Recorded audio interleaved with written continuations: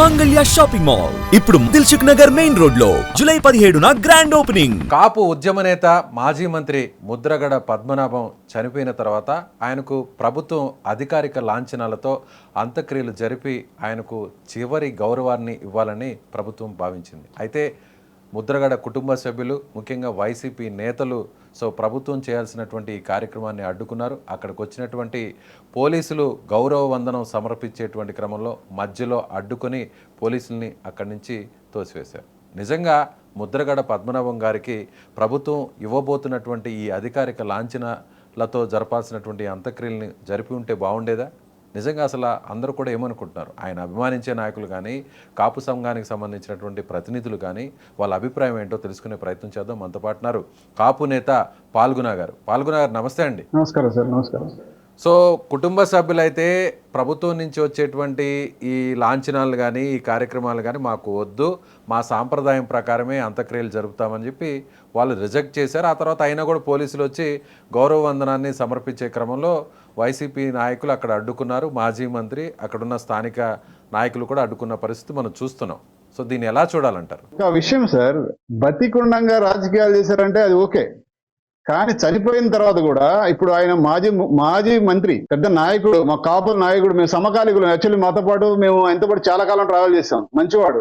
ఆయన అతని family members ని కూడా ఈ అంబటి రాంబాబు బ్యాచ్ అంతా కూడా ఇన్ఫ్లుయెన్స్ చేశారు. ఎందుకంటే ఎవరికి పడితే వాళ్ళకి ప్రభుత్వ లాంఛనాలు ఎవరు, ఈయన వచ్చి నుంచున్నా ఈ రోజు అంబటి రాంబాబు గారు చనిపోయినా ఆయనకి ఎవరు. కానీ ఆయనకున్న గౌరవానికి, ఆయన ఇంతకాలం కాపులు సేవ చేశాడు, కాపు రిజర్వేషన్ గురించి పోరాడాడు. మేము ఆయన చేత కనీసం అంటే ఒక 20 మీటింగ్లు మేము ఆయనతో ఇచ్చేసాం. మాకు తెలిసిన మంచి వ్యక్తి, కాపుల గురించి పాటుపడ్డ వ్యక్తి. అలాంటి వ్యక్తికి ఇలాంటి గౌరవం దక్కనీయకుండా చేయడం అనేది ఇలా తప్పండి. ఫస్ట్ ఈ కుటుంబ సభ్యులను కూడా నా లెక్క ప్రకారం ఇన్ఫ్లుయెన్స్ చేశారనేది ఒక ఇది. ఎందుకంటే వాళ్ళు గిరి కానీ వాళ్ళ పిల్లలు కానీ వాళ్ళ మిసెస్ కానీ ఆ విధమైన మనుషులు కాదు. వీళ్ళే అన్ని రాజకీయాలు క్రియేట్ చేసి మా పార్టీ అనే ఒక ముద్ర వేసి అతను దక్కాల్సిన లాంఛనాలు దక్కనీయకుండా చేస్తున్నారు. ఇది మాత్రం నిజం. అక్కడ జరిగిన విధానం అదే. ఒక రౌడీలాగా గుండాలాగా ప్రవర్తించాల్సిన పని లేదు. మామూలుగా చెప్పొచ్చు ఇప్పుడు ప్రభుత్వ అధికారులకి ఇలా కాదండి, ఇలా అంటే ఇప్పుడు ప్రభుత్వ అధికారులు ఏంటి, వాళ్ళకి వచ్చిన ఇన్స్ట్రక్షన్ ఫాలో అవుతారు. నువ్వు తీసుకోపో, నువ్వెవరు, who are you first? Ambati Rambabu గారిని అడుగుతున్నా, నువ్వెవరో ఫస్ట్ అక్కడికి వెళ్ళి గొడవ చేయడానికి? ఏదన్నా ఉంటే వాళ్ళ కుటుంబ సభ్యులు వచ్చి అలా కాదంటే వాళ్ళు చెప్తారు పిక్చర్లోకి వచ్చి. నువ్వు వచ్చి రౌడీ చేయడానికి ప్రతి చోట రౌడీ, అదేమంటే నేను కాపు నాయకుడు అంటావు. నీకు అసలు హక్కేముంది? కాపు రిజర్వేషన్ ని ఫస్ట్ పిల్ల వెంకటేశ్వర గారు తీసుకొచ్చారు. దాన్ని హైజాక్ చేయడానికి ట్రై చేసిన వ్యక్తి ఎవరు? మన అంబటి రాంబాబు గారు.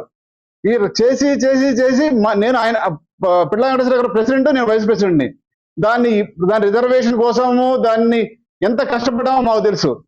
రాజమండ్రిలో మీటింగ్ పెట్టి ఇన్ని చేసిన తర్వాత మాతో పాటు సమకాలీనంగా వీళ్ళు ఎవరు ముద్రగడ పద్మనాభం గారు అంతా సపోర్ట్ చేస్తూ వచ్చారు. చేసిన తర్వాత ఈ రోజు ఏంటి, తర్వాత వైసీపీ వాళ్ళు, ముఖ్యంగా వైసీపీ బ్యాచ్, అంబటి రాంబాబు దాని తగ్గ బ్యాచ్ అంతా కూడా హైజాక్ చేయడానికి ట్రై చేసి ఒక రకంగా ఇన్ఫ్లుయెన్స్ చేసి ఎవరిని, మన ముద్రగడ పద్మనాభం గారిని కూడా అటు పక్కగా తీసుకొని కొద్దిగా ఇబ్బంది పెట్టిన మాట వాస్తవం. ఇది నిజం. ఈ రోజు వాళ్ళ కుటుంబ సభ్యులకు కాకుండా వీళ్ళేదో సొంతంగా వెళ్ళి రౌడీలాగా గుండాల్లాగా ప్రవర్తించడం న్యాయం కాదు. అది వాళ్ళకి అసలు ఈ ఒక చావు దగ్గర, చనిపోయిన మనిషి దగ్గర రాజకీయం చేయడం అనేది పద్ధతే కాదు. ఎవరికి పడితే వాళ్ళకి ఆ ప్రభుత్వ లాంఛనాలు దక్కవు. ఒక పొజిషన్, ఒక మంత్రిగా ఒక పొజిషన్ చేశారు, ఒక ఇదిగా చేసిన వ్యక్తికి అవి దక్కాలి.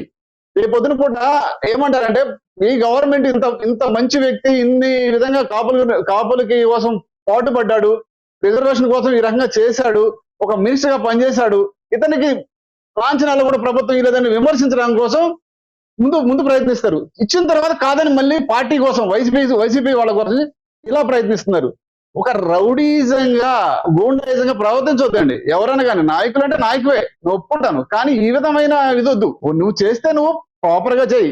నేను చూస్తుంటే అదేదో ఒక పోలీసుల మీదకి రౌడీలు గుండాలు వెళ్ళినట్టుగా ప్రవర్తిస్తున్నారు.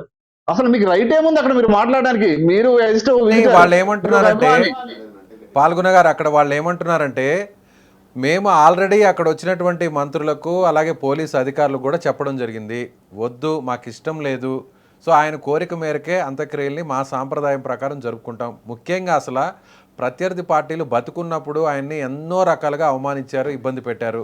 ఇప్పుడు చనిపోయిన తర్వాత ఈ పేరుతో వచ్చి ఈ విధంగా చేయడం అనేది మాకు కూడా మనస్కరించడం లేదు అనేది వాళ్ళు చెప్పినటువంటి ఒపీనియన్. చెప్పిన తర్వాత Actually గా వెనక్కి ఇక్కడ వెళ్ళిపోకుండా బలవంతంగా ఎందుకు చేస్తున్నారు, అందుకోసమే మేము వచ్చి అక్కడ ఈ విధంగా పోలీసులు నిలదీసాము అనేది వైసీపీ చెప్తున్నటువంటి మాట. ఇక్కడ ఏంటంటే ఒక మినిస్టర్ గా పనిచేసిన వ్యక్తి గవర్నమెంట్ లో ఉమ్మడి ఆంధ్రప్రదేశ్ లో పనిచేసిన వ్యక్తికి ఆటోమేటిక్ గా అతనికి ఒక హక్కులు ఉంటాయి.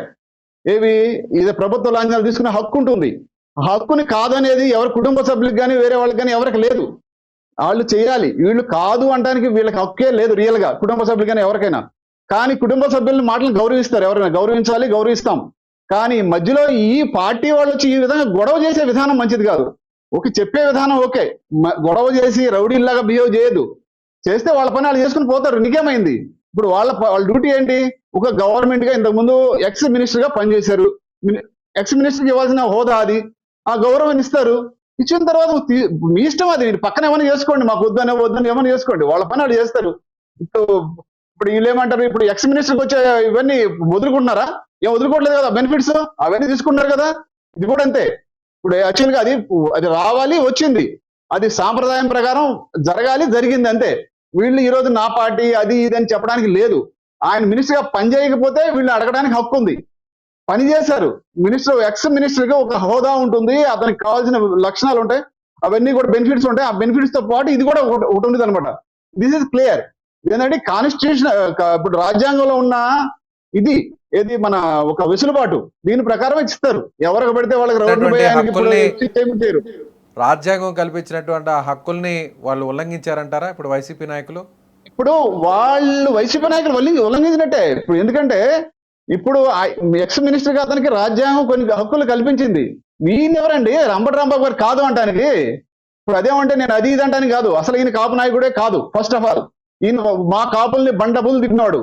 ఎందుకంటే వీళ్ళు ఎదవలు, సన్నాసులు, చాలా రకాలుగా తిట్టాడు ఆయన. కాబట్టి అసలు కాపు నాయకుడు అని క్లెయిమ్ చేసుకునే హక్కు, అర్హత అంబటి రాంబాబు గారికి లేదు. ఇంకొకటి ఏంటంటే ఈ పవన్ కళ్యాణ్ గారిని టార్గెట్ చేసుకుని ఇదంతా గేమ్ నడుస్తూ ఉంది. ఇంతకు ముందు కూడా నేను చాలా సార్లు చెప్పాను, వీళ్ళు ఏంటంటే వీళ్ళ ఒక దీంతో చేసుకుంటూ పోతున్నారు. అది వేరే టాపిక్, ఇది వేరే టాపిక్. ఇప్పుడు ఏంటి, ఇప్పుడు ఈయనకి రావాల్సిన లాంఛనాలు ఏవైతే ఉన్నాయో అవి జరగాల్సిందే.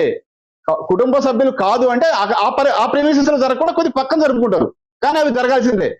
అంతేగాని ఈ రోజు టీడీపీ వచ్చిందనో ఇంకోటి వచ్చిందోనే కాదు. ఆయన ఎప్పుడు ఉమ్మడి ఆంధ్రప్రదేశ్ లో మినిస్టర్ పనిచేశారు, ఇప్పుడు పనిచేయడం కాదు అది. ఇప్పుడు ఈ రోజు చంద్రబాబు నాయుడు గారు చెప్తేనో ఇంకొక ఆయన పవన్ కళ్యాణ్ గారు చెప్తేనో జరగదు. ఇది ఆటోమేటిక్ గా జరగాల్సిన కార్యక్రమం, ఇది జరిగిపోవాలి. ఇప్పుడు రేపొద్దున కూడా ఏమంటారు, జరగకపోతే కనీసం గౌరవం ఇవ్వలేదు ముద్రగడ పద్మనాభం గారికి అంటారు, ఇదే అంటారు.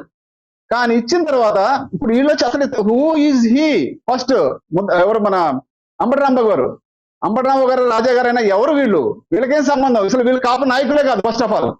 ఎందుకంటే వీళ్ళు క్లెయిమ్ చేసుకుంటారు అంతే, మేము కాపు నాయకులు అని. వీళ్ళు ఎక్కడ రిజర్వేషన్ దీంట్లో లేరు. మేము కిరణ్ కుమార్ రెడ్డి గారు ముందు నుంచి, రోసీ గారి టైంలో నుంచి కూడా, రోసీ గారు మినిస్టర్ సీఎం గా ఉన్న టైంలో నుంచి కూడా మేము పోరాడుతున్నాం. మేము రాజమండ్రిలో మీటింగ్ పెట్టి కిరణ్ కుమార్ రెడ్డి గారి టైంలో దగ్గర 5 లక్షల మందిని చేస్తే ఇదంతా మంది వచ్చారని చెప్పి వీళ్ళు క్లెయిమ్ చేయడానికి, తర్వాత ఈ హైదరాబాద్ లో ఒక మీటింగ్ పెట్టి ఇదంతా మనం క్లెయిమ్ చేయాలని చెప్పి కొంతమంది పేర్లు చెప్పదలుచుకోలేదు నేను. ఈ ముద్రగడ, ఇప్పుడు మన అంబటి రాంబాబు గారు, కొంతమంది బ్యాచ్ ఒకటి ఉందనమాట, ఇంటర్నల్ బ్యాచ్. ఇదంతా అందరూ కూడా ఒక పద్ధతి ప్రకారం దాన్ని ఏమంటారు, కాపు రిజర్వేషన్ ని క్లెయిమ్ చేయాలని ట్రై చేశారు, కానీ అది కాలేదు. ఒక్కటి మాత్రం నిజం, దీనికి అందరి కాపు రిజర్వేషన్ కానీ కాపులకు కానీ అందరికి కూడా అధినాయకుడు పిళ్ళా వెంకటేశ్వర గారు, అధినాయకుడు, కాపు నాయకుడు. తర్వాత ముద్రగడ పద్మనాభం గారు. ఫస్ట్ ఆయన చేసుకొచ్చిన దాన్ని ఈయన ముందుకు తీసుకొచ్చారు, ఈయన గుర్తింపు తెచ్చారు.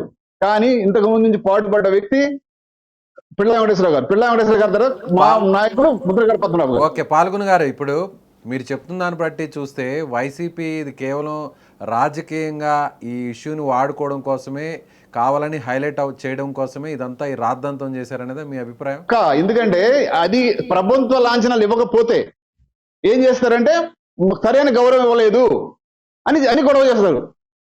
ఇస్తే మాకు ఇష్టం లేదని ఫ్యామిలీ మెంబర్స్ వీళ్ళు చేస్తారు, ఇబ్బంది చెప్పించారు ఇదంతా.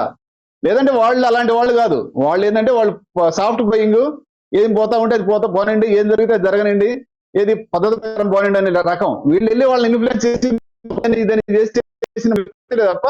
ఒక్క విషయం అండి, నేను ఒకటే అడుగుతాను, రాజ్యాంగం చంద్రబాబు నాయుడు గారు కానీ లేకపోతే రాజశేఖర రెడ్డి గారు కానీ పవన్ కళ్యాణ్ గారు కానీ రాశారా? రాయలేదు. ఇది అంబేద్కర్ గారు అంతకుముందు వాళ్ళంతా కూర్చొని, నెహ్రూ గారి బ్యాచ్ అంతా కూర్చొని రాసింది. దాన్ని మనం అందరం పాటించాలి, పాటిస్తున్నాము, పాటించాలి కూడా. కాబట్టి నేనేమంటానంటే ఇది ఇక్కడ ఈ రోజుకి వచ్చింది కాదు. ప్రభుత్వ లాంఛనాలు ఎక్స్ మినిస్టర్ అనేది ఎప్పటి నుంచో ఉన్నది, సాంప్రదాయం. అది రాజ్యాంగం ప్రకారం వచ్చిన హక్కు, ఆయనకి ఇవ్వాలి. ఈయన ఎవరండి? అమర్రాంబాబు గారు ఇంకో ఆయన ఎవరు అడగడానికి వీళ్ళకి సంబంధమే లేదు. వీళ్ళు ఇలాంటివి చేస్తే మాత్రం ఇది తప్పే. దీని ప్రకారం వీళ్ళ తప్పకుండా చర్యలు కూడా తీసుకోవాలి. ఇది పక్కా, ఇది రాజ్యాంగాన్ని ఉల్లంఘించినట్టే వీళ్ళు. అర్థమైంది sir. Right sir, thank you sir, thank you so much. Thank you very much, thank you. So ఇది కాపు నేత పాల్గొన్న గారు చెప్తున్నట్టుగా, సో ఖచ్చితంగా వైసీపీ దీన్ని రాజకీయంగా మలుచుకునే విధంగానే ఈ ఇష్యూని డైవర్ట్ చేస్తున్నారు. సో ముఖ్యంగా రాజ్యాంగం కూడా ఒక మాజీ మంత్రికి దక్కాల్సినటువంటి గౌరవాన్ని, రాజ్యాంగం ఇచ్చినటువంటి హక్కులను కూడా వీళ్ళు ఉల్లంఘిస్తున్నారు. సో ముద్రగడ కుటుంబానికి సంబంధించిన వ్యక్తులు ఎవరైనా కానీ, అంటే ముద్రగడ పద్మనాభం భార్య కానీ ఆయన కుమారుడు కానీ ఇలాంటి వ్యక్తిత్వం ఉన్నటువంటి కుటుంబం కాదు. కావాలనే వైసీపీఏ వాళ్ళ మీద ఫోర్స్ చేసి ఈ విధంగా వద్దని చెప్పించారు సార్. కానీ ఎక్కడ కూడా రాజకీయాలను ముడిపెట్టాల్సినటువంటి అంశం అంత్యక్రియల్లో తీసుకురావాల్సినటువంటి పరిస్థితి కరెక్ట్ కాదు అనేది ఆయన చెప్తున్నటువంటి మాట. సో మీరు ఈయన వ్యాఖ్యలను, ఈయన అభిప్రాయాన్ని ఏకీభవిస్తున్నారా లేదా? కామెంట్ చేయండి.